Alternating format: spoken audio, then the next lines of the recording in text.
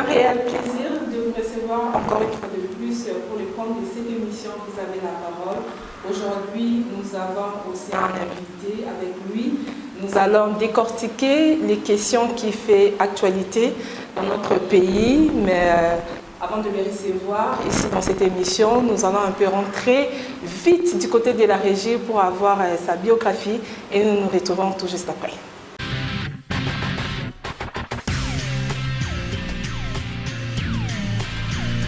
Maître Patrick Tinda Monga Libonga, Mwana Okata Ongolo Ogbucheche, est licencié en droit de l'Université protestante au Congo, actuellement étudiant en 3e cycle. Il est avocat au barreau de Matete et est président de la fondation qui porte son nom, la fondation Patrick Tinda. Sur le plan civil, Maître Patrick Tinda est célibataire.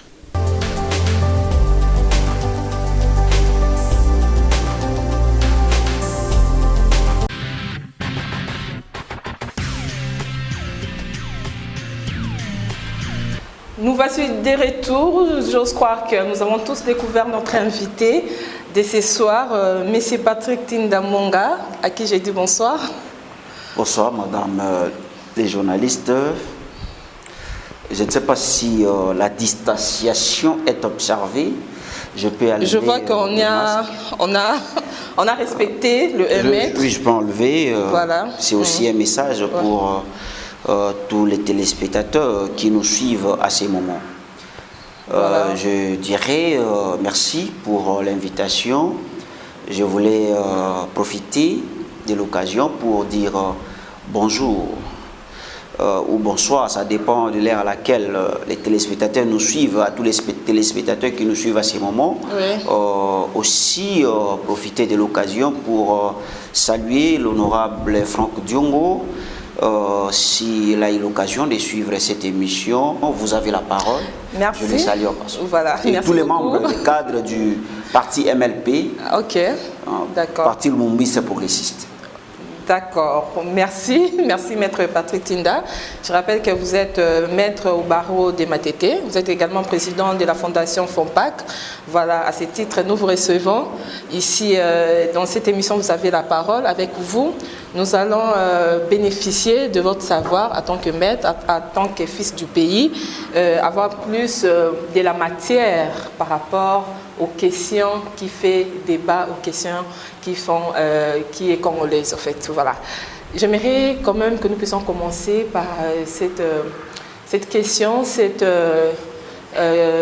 ces problèmes où aujourd'hui nous parlons tous des Congolités, des pères et des mères. Une proposition de loi réservant aux accès à la magistrature suprême aux seuls candidats nés de pères et de mères congolaises. Aujourd'hui, ça fait débat. Il y a beaucoup de choses qui en découlent par rapport à cette situation dans notre pays. Qu'est-ce que vous en pensez? Moi, je pense que, madame les journalistes, c'est un débat presque révolu, d'autant plus que cette proposition a été déposée au niveau de l'Assemblée nationale. Nous devons avoir notre mal en patience, attendre qu'il y ait débat autour de cette proposition de loi qui fait couler beaucoup. Pourquoi cette agitation? Mais laissez-moi quand même répondre à vos questions. L'agitation. Je dois quand même me sentir à l'aise. Là, je parle et puis vous m'interrompez. Donc je disais. Non, vous avez la parole. Je disais que les Congolais, mes frères congolais, doivent avoir leur mal en patience. Nous devons attendre les gens qu'on appelle en lingala Bakeli Mibeko. C'est à eux qu'ils revient la question d'examen et vote de cette proposition de loi qui fait couler beaucoup d'encre et salive. Donc nous devons attendre. Je crois dans les jours à venir, cette proposition de loi sera débattue, et si les élus du peuple pensent que c'est opportun, puisque vous devez savoir, et les téléspectateurs, on ne vote pas des lois par sentiment de voter. Pour qu'on vote une loi, il doit y avoir urgence et nécessité. Est-ce qu'il y a urgence? Est-ce qu'il y a nécessité? Si les élus du peuple trouvent qu'il y a nécessité pour qu'ils puissent voter une telle loi, moi, qui suis-je pour, madame les journalistes, s'opposer? Donc, nous sommes en train de voir et bientôt, je pense que cette loi sera cette proposition sera débattue au Parlement. Pensez-vous que cette proposition avait une raison d'être? C'est ce que je suis en train de dire. Elle est visée parce qu'il y a des agitations, comme on l'a dit tout à l'heure, dans d'autres partis et tout. Il y a même des arrestations à cause de ça. Et même le député qui a déposé cette proposition, il est menacé. Pourquoi telle agitation? J'ai aucune preuve de cette menace. Si, il a dit. C'est ce que je suis en train de dire. Médias pour dire qu'il c'est un politique. Voilà. C'est un politique. Que personne ne va l'intimider et qui va continuer sa lutte. Mais ce n'est que normal. Nous sommes en démocratie. Mais ce qu'il dit, je n'ai aucune preuve de différentes menaces dont il est victime. Et je ne peux pas dire ici qu'il est menacé. Est-ce qu'il y a une preuve? Il est politique, peut-être c'est un discours politique. Et attendons voir. Si, et lorsque vous dites que certains partis sont mal à l'aise. Moi, voilà. Je dirais, ils se sentent visés. Ils ne peuvent pas se sentir visés. Ils ne peuvent pas se sentir visés puisque c'est encore une proposition. Pourquoi ils sont hésités? C'est encore une proposition. Moi, je pense que les élus du peuple ne peuvent pas prendre un risque de voter une loi qui va à l'encontre de la Constitution. Voyez-vous, ils vont essayer d'examiner s'ils trouvent que c'est une loi qui viole la Constitution, puisque ce que vous devez savoir, aussi les téléspectateurs, la loi doit avoir un caractère impersonnel, voyez-vous, ou une portée générale et impersonnelle. Si les élus du peuple, après examen, ils trouvent que c'est une loi qui n'a pas une portée générale et impersonnelle, ils vont les voter. Voyez-vous, je ne suis pas député, même si j'écris à la télé, rien ne va changer. Les élus du peuple vont examiner cette loi et s'ils trouvent qu'il y a nécessité et urgence, ils vont la voter. En tout cas, voilà, donc nous allons continuer toujours à suivre ces problèmes de près parce que, comme on l'a dit, ça fait débat, il y a des arrestations, il y a des menaces par-ci par-là et nous pensons que les choses vont évoluer dans le bon sens parce que il a eu à proposer cette loi parce qu'on a remarqué peut-être des abus des personnes qui ne sont pas peut-être congolais, qui occupaient certains postes. Alors on s'est dit que quand on est peut-être congolais de père et de mère, on a peut-être l'amour de sa patrie et que par cet amour-là, on va servir ça c'est un grand pays. Ça c'est un grand débat, oui. Madame les journalistes. Je ne suis pas totalement d'accord avec vous ou avec ceux-là qui disent ça. Puisque nous avons vu dans ces pays des Congolais de père et mère trahir le pays, trahir les Congolais. Voyez-vous, les gens qu'on arrête pour détournement, qui sont aujourd'hui en prison, pensez-vous que ce sont des demi-dagas comme certains les appellent? Ce sont des Congolais de père et mère. Moi, je pense que... Ce n'est pas l'effet d'être Congolais de père et de mère qui... Pas forcément, puisque les exemples sont là, sont légion. Nous avons vu des gens, des pères et mères, trahir le pays. Voyez-vous, vous savez, madame les journalistes, nos ancêtres, lorsqu'ils avaient combattu le blanc, c'était dans un souci. C'est quoi les soucis? C'est de chasser les blancs pour que nous-mêmes nous puissions diriger notre pays, faire en sorte que le pays puisse aller de l'avant. Léguer aux générations futures un pays plus beau qu'avant.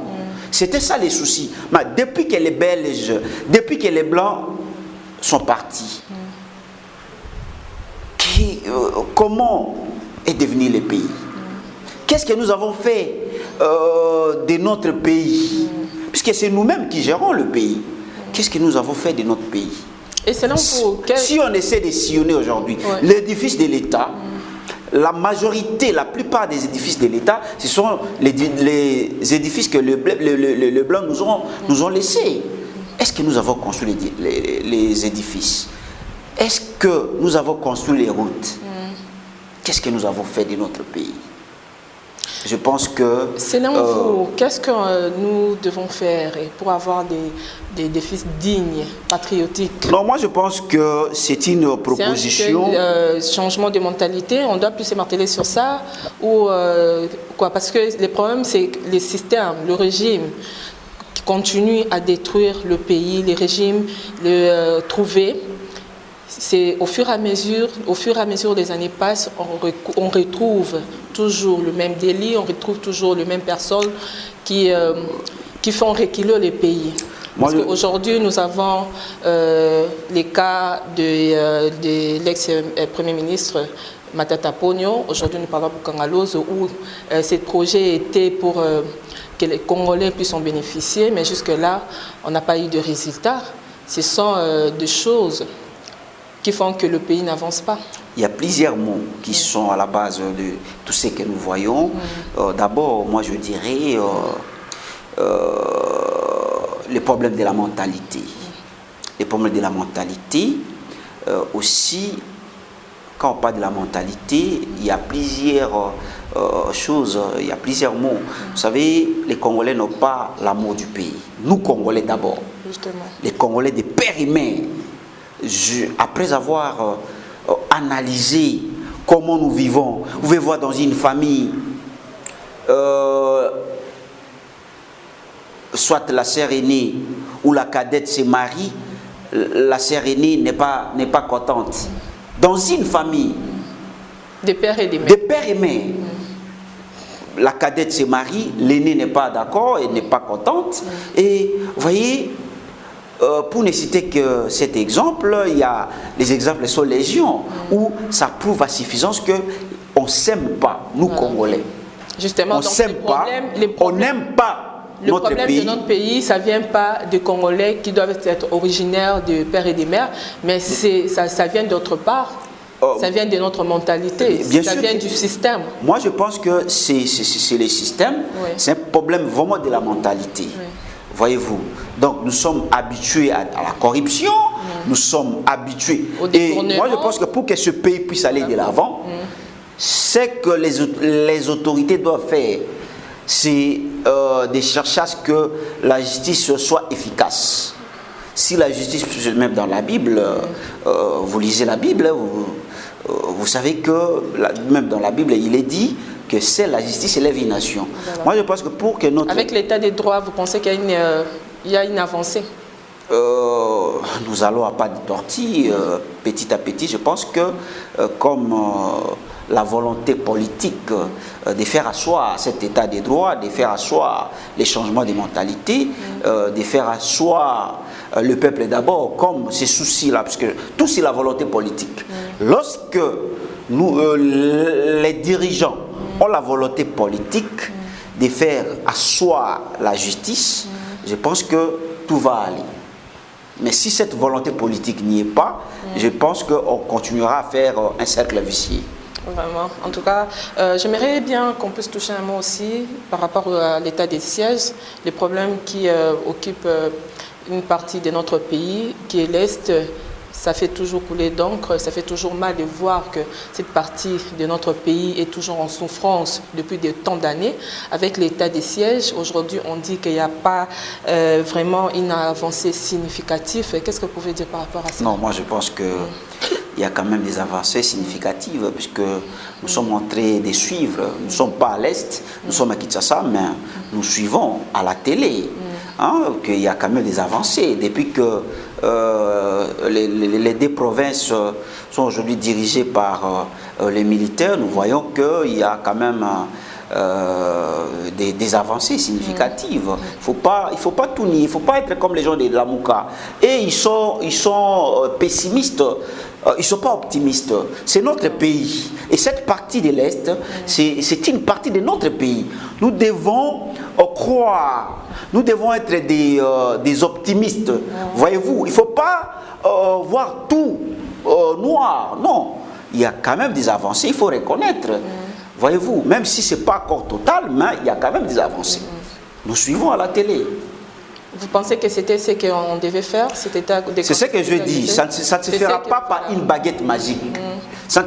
Tout ne se fera pas par une baguette magique. Nous devons commencer quelque part. Les chefs de l'État, dans les soucis que cette partie, la population de cette partie puisse vivre dans le calme le plus total, il a réfléchi, il a multiplié des stratégies jusqu'à proclamer l'état de siège.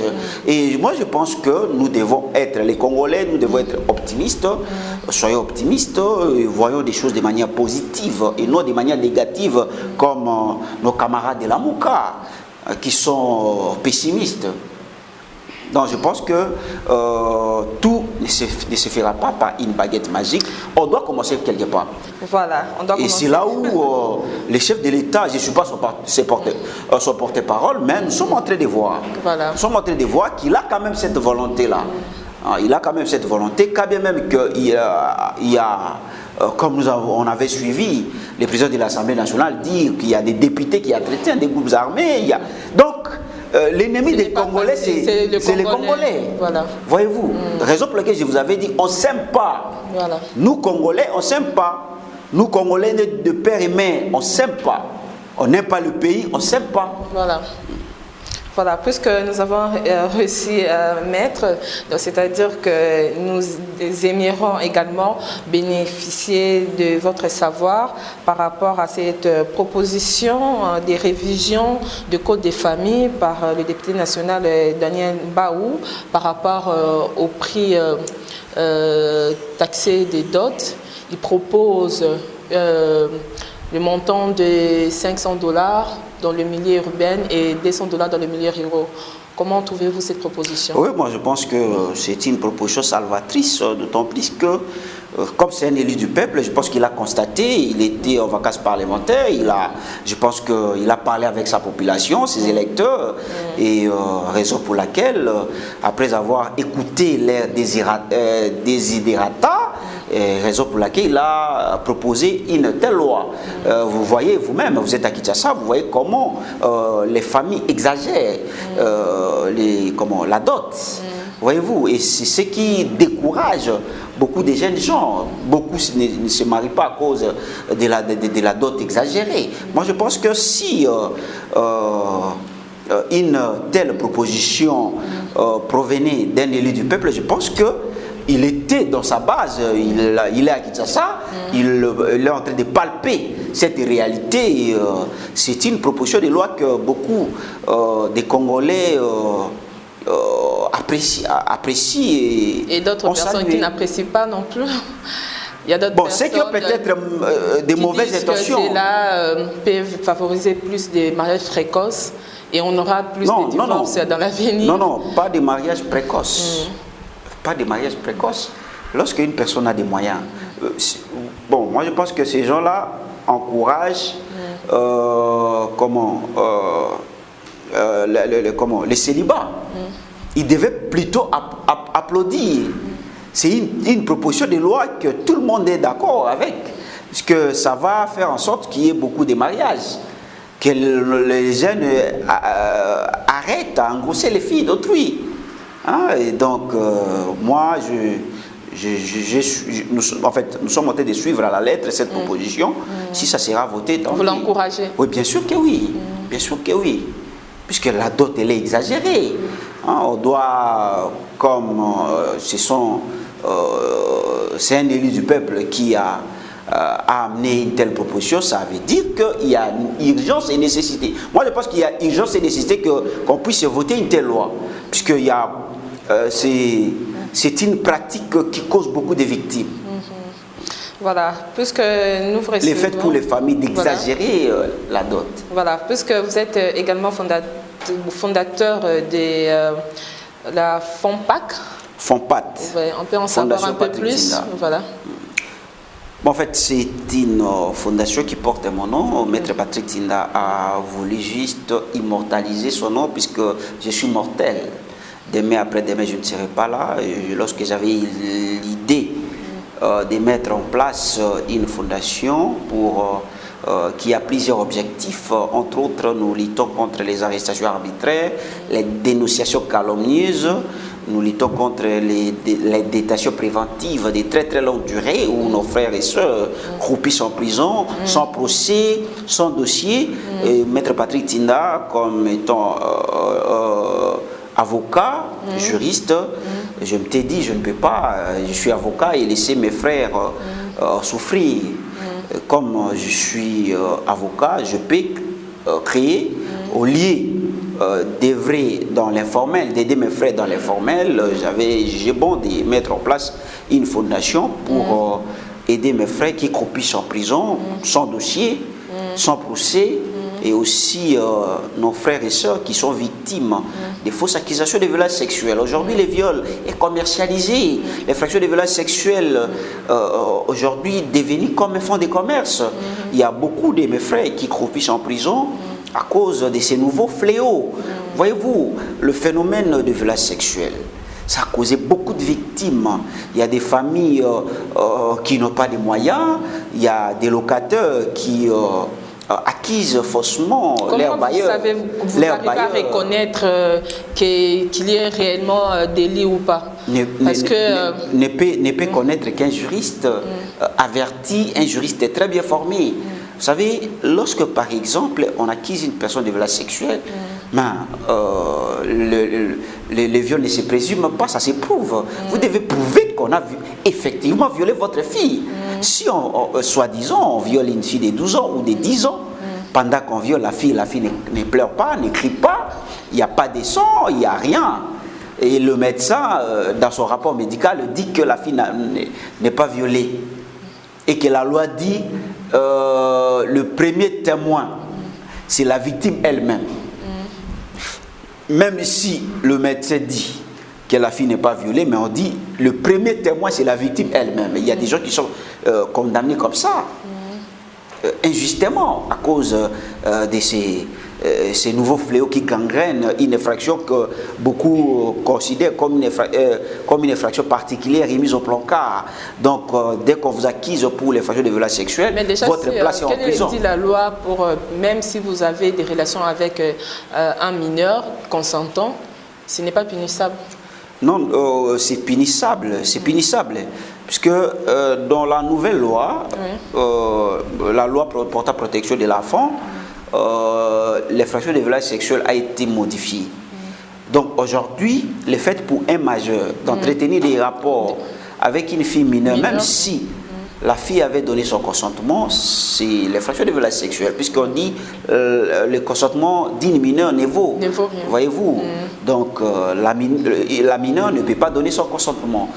Même si elle donne son consentement, mais on trouve que c'est un consentement donné par complaisance ou soit par immaturité. Voyez-vous, donc raison pour laquelle c'est punissable. Qu'avez-vous à dire par rapport au dossier qui a fait un peu de bruit de M. Eugène et Diomine Ndongala par rapport toujours à ces problèmes liés au viol? Bon, il était présumé innocent, hein, puisque ce que vous devez savoir, aussi les téléspectateurs, toute personne accusée, à qui sa culpabilité n'a pas été prononcée par les juges, cette personne est encore innocente. Voyez-vous, jusqu'à ce que le juge puisse dire qu'il est effectivement coupable. Mais je pense qu'il était encore présumé, innocent, et aussi il était dans une étape où on est en train de vérifier. Voyez-vous, est-ce que il a effectivement ou il a réellement posé un tel acte? On est en train de vérifier. On n'avait pas encore dit que Eugène Diomine Ndongala est coupable de l'infraction de violence sexuelle. ça s'est répandu, vous savez, avec la rapidité de l'Internet, de la communication aujourd'hui, et ça s'est répandu alors que les juges ne s'étaient pas encore prononcés. Et je pense que l'OPJ, qui était saisi de ces dossiers, a trouvé peut-être qu'il n'était pas impliqué. Je ne sais pas s'il a été libéré, là je n'ai pas d'informations, mais s'il a été libéré, c'est qu'il était innocent. Il était innocent. On ne peut pas directement condamner une personne lorsque l'OPJ a mis la main sur elle, la personne. Et on aimerait quand même avoir un peu plus d'éclaircissement, parce que quand vous dites que la personne qui est censée apporter témoignage, c'est la personne qui a été violée. En ce qui concerne peut-être les personnes qui sont, par exemple, M. Diominde Ngala, dans son rang, il a déjà eu affaire à la prison, toujours dans ces cas. Pourquoi est-ce qu'on l'accuse et directement on le relâche? Qu'est-ce que c'est? Comment expliquez-vous ces procédures? Non, on n'arrête pas, madame le journaliste. On l'avait mis en garde à vue. On n'arrête pas par plaisir d'arrêter. Mais non, qu'est-ce qui s'est passé? Parce que c'est quand même un problème qui fait... Parce qu'aujourd'hui, si nous partons en prison, même des Makala ici, il y a beaucoup de cas de viol. Est-ce que toutes les personnes-là, ce sont toujours des fausses accusations et tout? Comment Non, je n'ai pas dit ça. Voilà. Je n'ai pas dit ça, mais laissez-moi vous dire qu'il y a quand même des fausses accusations. Plus de 80% des dossiers boutiqués. Et moi, je pense que pour les cas Diominde Ngala... Comment on n'arrive pas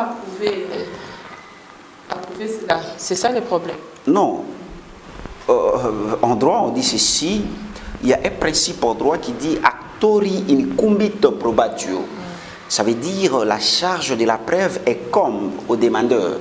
Vous venez saisir la justice pour dire qu'on a violé votre fille. Il ne suffit pas seulement s'arrêter à dire qu'on a violé votre fille. Mais la loi, les législateurs vous obligent à vous, l'accusateur, d'apporter la preuve, voyez-vous, de soutenir votre accusation. Il ne suffit pas seulement de chanter qu'on a violé ma fille. Et si, par exemple, nous rentrons dans le cas Diominde Ngala, si l'OPJ, après avoir examiné, il trouve que c'est une accusation fausse, il ne peut pas l'arrêter pour le plaisir de l'arrêter. Raison pour laquelle peut-être il a été relâché. Vous ne pouvez pas assimiler les nouveaux cas ici ou la nouvelle accusation à la sienne. Voyez-vous, on ne peut pas faire les syllogismes, voyez-vous, ou dans le syllogisme des cas. Donc, comme on vient d'accuser Diominde Ngala des viols, et comme dans l'assiette, on l'avait aussi accusé, donc c'est qu'il est coupable, non? Voyez-vous, peut-être que cette fois-ci, il y a des personnes très mal intentionnées qui savent, des personnes très mal intentionnées qui savent que Diominde Ngala a été condamné, était jugé pour un cas de violence sexuelle, et ils peuvent aussi boutiquer un dossier comme ça pour l'essuyer. Ça peut arriver. Et si déjà l'OPJ, après avoir écouté toutes les deux parties, il trouve qu'il n'est pas coupable, on ne peut pas l'arrêter pour le plaisir de l'arrêter. Voilà. Aujourd'hui, notre pays, on a eu à perdre un grand homme, le Monseigneur Mosengo, qui a joué un grand rôle dans notre pays. Qu'est-ce que nous devons retenir de son passage? Bon, en fait, vous savez,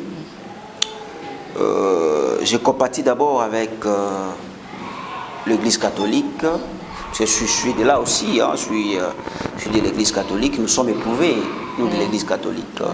Et les Congolais aussi sont éprouvés, puisque nous avons perdu une personne très importante qui a joué plusieurs rôles au pays, et je pense que sa mort nous a beaucoup touchés. Et ce que je peux dire, les Congolais ou les politiciens d'aujourd'hui doivent tirer une leçon. Doivent tirer une leçon. c'est une personne qui disait la vérité, hein, ouvertement. Quand il s'agit de dire la vérité, il le disait. Et nous devons peut-être voir qu'est-ce qu'on peut retenir de son passage sur cette terre des hommes. Et pourquoi pas suivre tout ce qu'il faisait.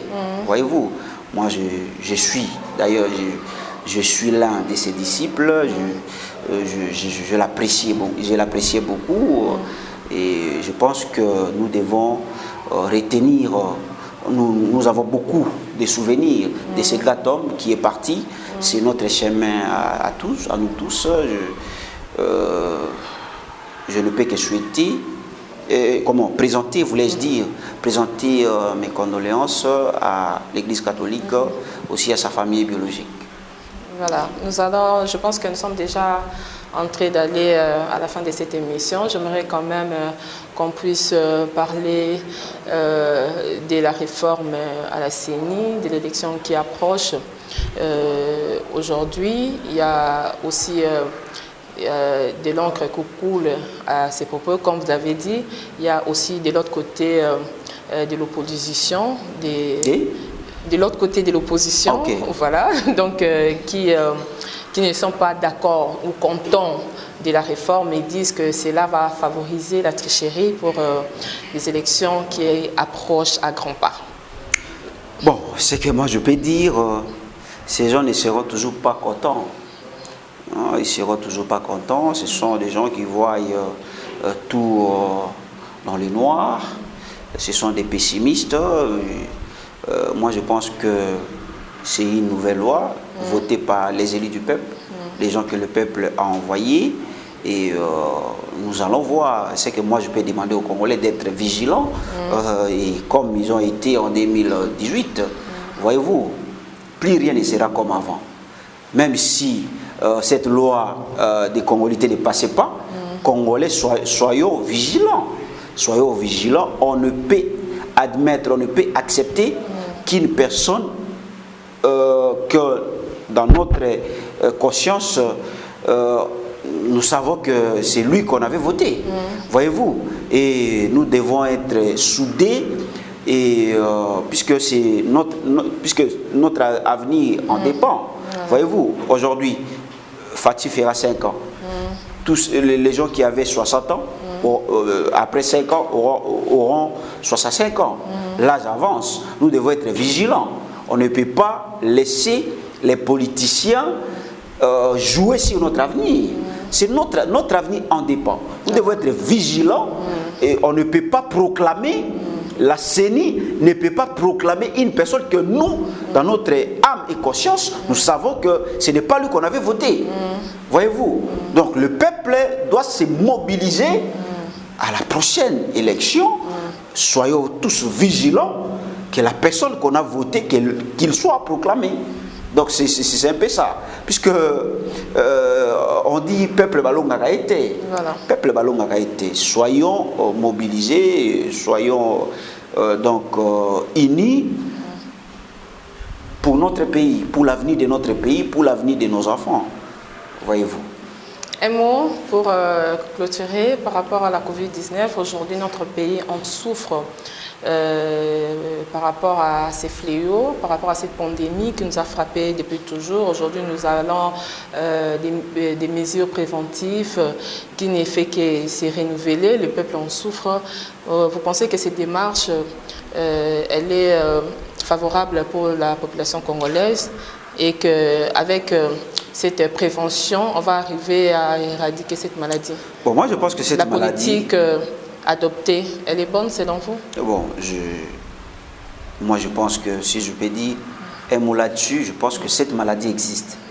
Hein? Si cette maladie n'existait pas, l'État congolais ne pouvait pas sacrifier son économie. Vous savez, toutes les mesures prises, ça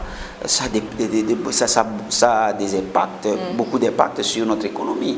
Voyez-vous, et on ne peut pas se réveiller un matin, prendre une décision par sentiment et des décisions qui auront des retombées sur notre économie.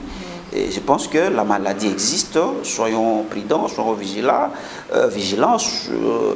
Nous devons respecter les gestes barrières, nous devons respecter toutes les mesures prises Parce que la population souffre de toutes ces mesures. Ils disent bien sûr que oui. La pandémie existe, elle est réelle, oui, mais nous devons apprendre comment à vivre avec cela.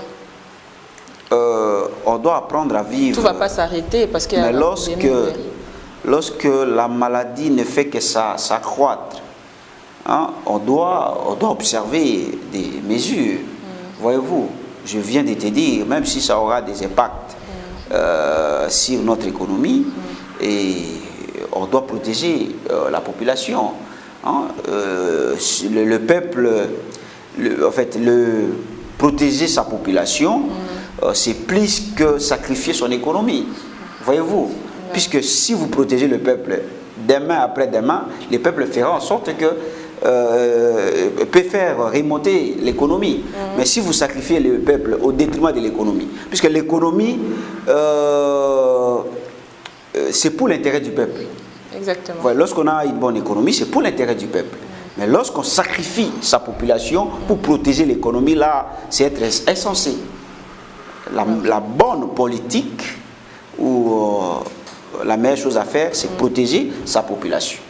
Voilà, exactement. Nous sommes toujours dans ce monde de Covid-19 où nous devons toujours apprendre à respecter tous les gestes et barrières recommandés. On essaiera de les dire.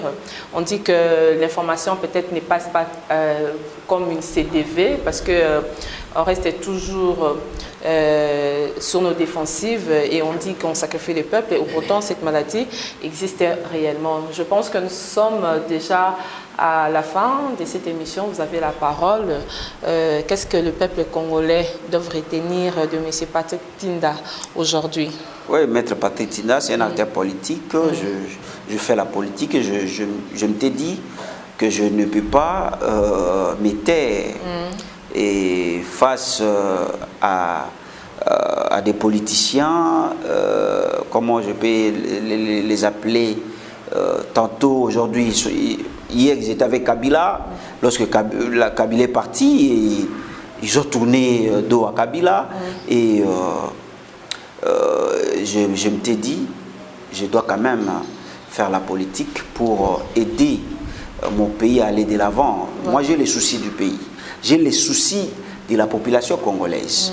Voyez-vous, donc je suis un véritable patriote qui a les soucis de son pays, qui a les soucis que le pays puisse aller de l'avant. Je ne peux pas, je me dis toujours, je ne peux pas concevoir avec toutes les richesses que notre Dieu nous a données et qu'aujourd'hui le peuple puisse toujours demeurer dans la pauvreté la plus exagérée. C'est inadmissible, c'est inconcevable. Voyez-vous. Donc, raison pour laquelle j'avais opté de faire la politique et une bonne politique. Pas une politique comme nos prédécesseurs, comme les gens qui nous ont précédés, qui ont fait la honte. Voyez-vous, ils faisaient la politique du ventre. Voilà. C'était des ventriotes, ils venaient en politique pour leurs propres intérêts. Mais alors qu'on vient en politique, non pas pour s'enrichir, mais pour servir le peuple. On ne vient pas en politique pour s'enrichir. La personne qui veut s'enrichir doit aller dans les affaires. Voilà. Ils doivent devenir investisseurs ou entrepreneurs. Mais on vient en politique pour servir et non pour se servir. Voilà. C'est dans votre structure, comment vous prenez pour que votre politique puisse avoir de l'impact dans quelle structure? FONPAC? Dans votre structure, FONPAC, oui. Vous êtes dans la politique. Je t'avais d'abord dit que je suis en politique. Voilà. Je suis dans le parti de Franck Diongo, où je suis le communicateur du parti, mais j'ai aussi une structure dont je viens. Justement, c'est ce que j'ai dit dans votre structure, même dans votre parti politique. Quels sont vos approches pour apporter la révolution dans ces mondes politiques? Puisque vous avez dit qu'il y a des politiciens qui viennent faire la politique pour leur ventre. Et vous, dans votre approche, qu'est-ce que vous faites? Comment vous vous organisez pour que votre politique soit démarquée des autres? Vous allez me juger lorsque je serai dans les affaires. Là, je ne suis pas dans les affaires, mais ce que je fais déjà vous visez montre... déjà, on doit attendre... Non, bien sûr que oui. On ne fait pas la politique par plaisir de le faire. Exactement. Là, je suis en train de parler, oui. Voilà. Mais vous devez